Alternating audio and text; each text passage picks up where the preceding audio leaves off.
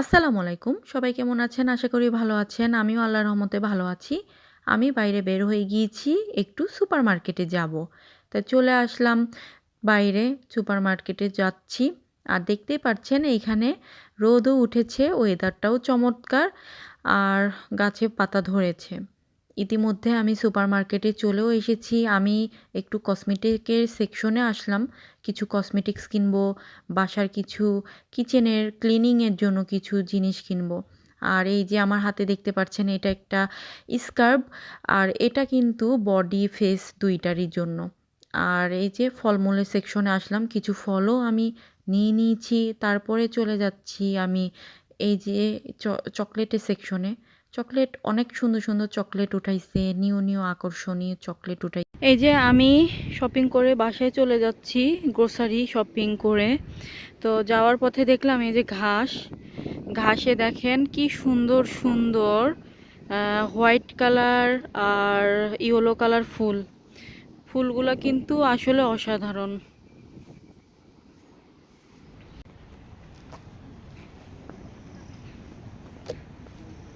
এই যে দেখেন, বাজার করে কিন্তু বাসায় চলে আসছি মোটামুটি আর কি। শপিং মানে গ্রোসারি শপিং। প্রথমে আমি দেখাই, এটা হচ্ছে আমার বাচ্চার টুথপেস্ট, ছোট বাচ্চাদের টুথপেস্ট 3 থেকে 6 বছর বয়সীদের। তারপরে দেখাই, এটাও আমার বাচ্চার। এটা হচ্ছে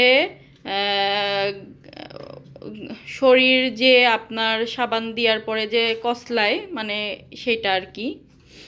তারপরে এখানে আছে এই যে শসা, ডিম, টক দই। এটা হচ্ছে আমি নিয়ে আসছি আমার জন্য ব্ল্যাক কফি। আর এখানে একটা আছে হচ্ছে পারফিউম। আর এখানে আমার এটা গ্রিন টি। তারপরে এখানে আছে আপনার কলা, আপেল, রুটি, টমেটো, আর আছে হ্যান্ড ওয়াশ, ডিশ ওয়াশ। কারণ কিচেনের জন্য এইগুলা অনেক ইম্পর্টেন্ট। আর আপনার আছে এই যে নিভিয়া ক্রিম নিয়ে আসলাম, একটা ক্রিম লাগে। তো এই হচ্ছে টুকটাক ছোটোখাটো গ্রোসারি বাজার করে চলে আসলাম।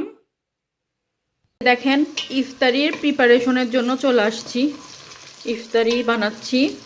আজকে ইফতারিতে কোনো ভাজাভুজিও থাকবে না। আজকে ইফতারিতে ভাতও খাবো না। কি খাবো সেটা আপনাদেরকে দেখাই। এই যে দেখেন, চাল ডাল মিলাই নিছি। এটা হচ্ছে বৌয়া রান্না করব। শুকনা মরিচ দিয়ে চাল ডাল বৌয়া রান্না করতেছি। এখানে আছে আলু ভর্তা, এটা আলু ভর্তা বানাবো। এখানে পেঁয়াজ দিয়ে দিচ্ছি, এটা টেলে নিব আমি। এই যে শুটকি, এটা জানি না কি শুটকি লেখা আছে, কেসকি। আমি জানি না এটা ভর্তা কেমন লাগবে। সবসময় তো চিংড়ি বা ইলিশ মাছ এগুলার ভর্তা খাইছি, লইট্টা শুটকি আরও যেইগুলা শুটকি ভর্তা খাইছি সেগুলো তো মানে অনেকেই খাইছেন। তো এইটা আমি কখনো খাই নাই। এই শুটকি আজকে ভর্তা করব, বানাবো, দেখব কেমন লাগে। তো আজকে ইফতারিতে ডিম ভাজবো আর এই যে শুটকি ভর্তা, আলু ভর্তা ঝটপট করে সব এই যে করে ফেলতেছি। আর একটা জিনিস দেখাই আপনাদেরকে। এই যে দেখেন, এটা হচ্ছে মুরগির লেগ পিস রান বের করছি।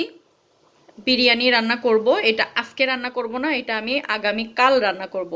তো আগামীকাল যেহেতু রান্না করব, আজকে আমি বের করে রাখার কারণ রাতে আমি মেরিনেট করে রেখে দিব, সকালে এটা রান্না করা হবে। আমি এই যে রসুন কেটে নিচ্ছি। ভর্তা যেহেতু বানাবো, পেঁয়াজ দিব তো ঠিক আছে, কিন্তু রসুন দিতে হবে। আর এখানে আমি নিয়ে নিয়েছি ভেন্ডি।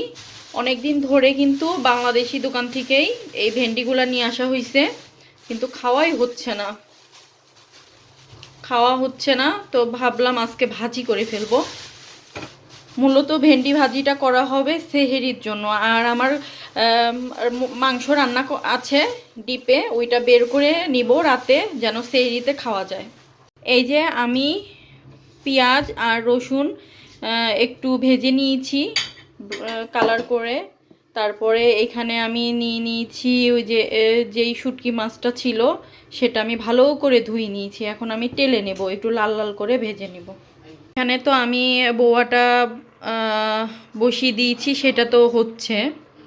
এই যে দেখেন আমি কিন্তু লাল লাল করে ভেজে নিয়েছি, আর শুটকিটা আমি সব নেইনি, এই যে রয়ে গিয়েছে, অর্ধেক রেখে দিয়েছি, যদি ভালো লাগে তাহলে আবার করে খাওয়া যাবে।